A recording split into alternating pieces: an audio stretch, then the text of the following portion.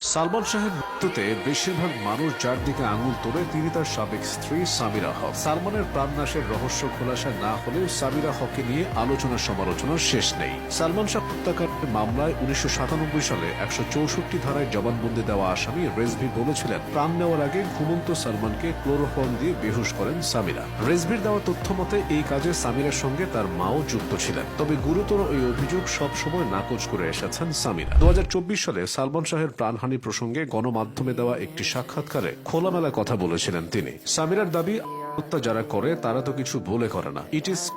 এরপর নিজের যুক্তি তুলে ধরে সামিরা দাবি করেছিলেন সালমান মানসিকভাবে ছিল সুইসাইডাল বাই নেচার। এর আগে সে 3 বার নিজেকে শেষ করে দেওয়ার চেষ্টা করেছে। তবে সামিরার এসব কথা মানতে রাজি নয় সালমান ভক্তরা। সালমান শাহের চিরবিদায়ের পর সালমানেরই বন্ধু মোশতাক ওয়াইসকে বিয়ে করেছিলেন সামিরা। সবকিছু থেকে দীর্ঘদিন নিজেকে গুটিয়ে রেখেছিলেন তিনি। সামিরা হক সালমান শাহের মা নীলা চৌধুরীর খুব কাছের বান্ধবীর মেয়ে। পেশায় তিনি একজন বিউটি পার্লার ব্যবসায়ী। সামিরার বাবা জাতীয় দলের সাবেক উইকেট কিপার অধিনায়ক শফিকুল হক হীরা। তার মা থাইল্যান্ডের নাগরিক, চট্টগ্রামের বিউটি পার্লার ব্যবসায়ী লুসি। 1992 সালের 12 আগস্ট সালমান শাহের সাথে বিয়ের পিঁড়িতে বসেন সামিরা। বিয়ের পর সালমানের কিছু চলচ্চিত্রে তার পোশাক পরিকল্পনাকারী হিসেবে কাজ করেন। বিয়ের বেশ কিছু সময় ভালোভাবেই তাদের সংসার জীবন কাটছিল। মায়ের মতো সামিরাও বিউটি পার্লারের কাজে বেশ আগ্রহী ছিলেন এবং ঢাকায় একটি বিউটি পার্লারও খুলেছিলেন। একসময় সালমান শাবনূর জুটিকে নিয়ে ইন্ডাস্ট্রির ভেতরে বাইরে কানাঘুষা শুরু হয়, আর এতে করে সালমানের সঙ্গে সামিরার মনোমালিন্য ঘটতে থাকে বলে জানা যায়। 1996 সালে 6 সেপ্টেম্বর রহস্যজনকভাবে প্রাণ হারান সালমান শাহ।